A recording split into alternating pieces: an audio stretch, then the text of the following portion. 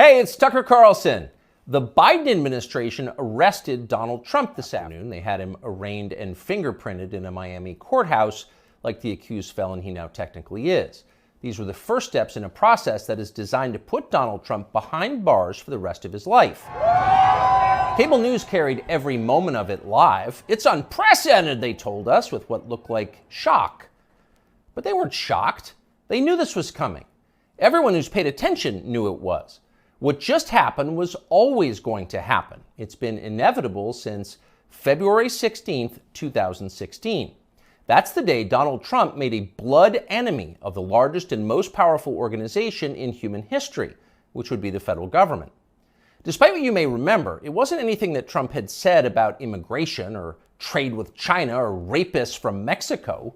Those are the stories that dominated the headlines that year. Trump's a racist, they screamed. Stop him! But inside Washington, that was just noise. None of it really rated. Identity politics doesn't mean much to permanent Washington. What matters, then and now, is foreign policy. The invasions and occupations and proxy wars. The decisions that determine which global populations will thrive and which will die. The policies that come with trillion-dollar price tags. The ones that, over time, have made the counties around D.C. the richest suburbs in the world. In Washington, that's what actually matters. And it's obvious when you look carefully. When there's a debate about anything else, for example, the debt ceiling, both sides take their assigned positions and they start yelling. But when Congress decides to start a war, no matter how foolish or counterproductive or obviously disconnected from America's core interests that war may be, when that happens, the leaders of both parties automatically jump behind it like circus clowns. And then they stay there, sometimes for decades. They defend that war relentlessly against all evidence until somebody finally rings the all-clear bell and they can begin to admit that actually, maybe it wasn't such a great idea. We meant well, but it just didn't work out. The good news is we've learned a lot of important lessons. In the end, they usually do say something like that, but only after emotions have cooled and the damning details have begun to fade from collective memory. It's an apology that's not actually an apology, much less repentance, and it's years too late to matter in any case. But until then, that's all you're getting. Until then, no dissent is allowed. That's the first rule of Washington. But somehow, Trump didn't bother to follow it. He is from out of town, so maybe he didn't know it was a rule, or maybe he just didn't care. Either way, 7.5 years later, we can point to the precise moment that permanent Washington decided to send Donald Trump to prison. Here it is. It's from the Republican candidates debate in Greenville, South Carolina. We should have never been in Iraq. We have destabilized the Middle East. They lied. Okay. They said there were weapons of mass destruction. There were none, and they knew there were none. There were no weapons of mass destruction. All right. We should never have been in Iraq, Trump said. We destabilized the Middle East. Now, by the time Trump said that, a lot of Republican primary voters were starting to reach the same conclusion. How could they not? But it was the next line that doomed Trump to today's arrest. They lied, he said. There were no weapons of mass destruction, and they knew there were none. Now, when he said that, a few in the crowd booed. Most just sat there in silence, stunned. Can he say that? Well, he said it anyway. And by saying that, he sealed his fate. That was the one thing you were not allowed to say, because it implicated too many people on both sides, which on this topic is really just one side. Hillary Clinton was guilty of it, but so was Paul Ryan. All of them were guilty. They all knew, they all lied. And to a person, they hated Donald Trump for exposing them. After that, it was pretty clear that even if he did get elected president, Trump was going to have a very hard time controlling the federal government he was supposed to be in charge of. Most of permanent Washington decided that thwarting Trump was the single most important mission in their lives. Everything depended on it. Many of them said so publicly. But others didn't say so publicly. In fact, the stealthier ones took another path. They ran toward Trump, not away from him. They sucked up to him. They ingratiated themselves with the man they intuitively understood was susceptible to flattery, which Trump is. And they did this in order to subvert his new administration from the inside. There were a number of these, and you could spot them immediately. They were flatterers. Invariably, the ones who flattered Trump the most hated him the most and disagreed the most strongly with his views. You saw them in the hallways of the White House and at press conferences. They were there slobbering over their boss with elaborate self-abasement as if they were addressing a monarch or a god. It was a scene from the Ottoman court. It was filthy and decadent, and it was false. Mike Pence, Nikki Haley, Mike Pompeo, Lindsey Graham in the Congress. They all called Trump a visionary genius up until the moment he lost power. And then they unsheathed their real agenda, as always the neocon war agenda, and they piled on with maximum force. Here's Mike Pompeo, for example, on Fox News this morning. President Trump had classified documents where he shouldn't have had them, and then when given the opportunity to return them, he chose not to do that for whatever reason. When somebody identifies that, you got to turn them in. And so that's inconsistent with protecting America's soldiers, sailors, airmen, and Marines. And if the allegations are true, some of these were pretty serious, important documents. And so that's wrong. May future historians hoping to unlock the mysteries of late Empire Washington study that clip, because it will reveal everything. That very same Mike Pompeo, the one who's sneering at Donald Trump on TV this morning, that guy served Donald Trump as both CIA director and as Secretary of State. Those are the two most powerful jobs in the federal government. And as he worked in those jobs, Pompeo promised, in fact, he swore, to support the president's agenda. Why? Because that's the way a democracy works. You vote for a candidate in the belief that his appointees will carry out the policies that you voted for. It's not about the president, it's about you, the voter. But Pompeo didn't do that. He didn't even try to do that. In fact, he undermined Trump's often stated commitment to peace and non-intervention abroad at every turn. His every waking hour was devoted to fomenting war in some faraway foreign country or other. Iran, Syria, Russia, North Korea, the list goes on. But rather than telling Trump that he disagreed with his ideas, as a man would, Pompeo toadied up to Trump, a man he despised, in the oiliest, most over-the-top way imaginable. Ask anyone who worked in that White House at the time. Who is the appointee most likely to tell Donald Trump on a daily basis that he was handsome, virile, sleek, and powerful? Mike Pompeo. That will be the consensus answer. Those of us who saw firsthand Pompeo's relentless kowtowing will never forget it. It was indelibly repulsive. No one with self-respect could do something like that.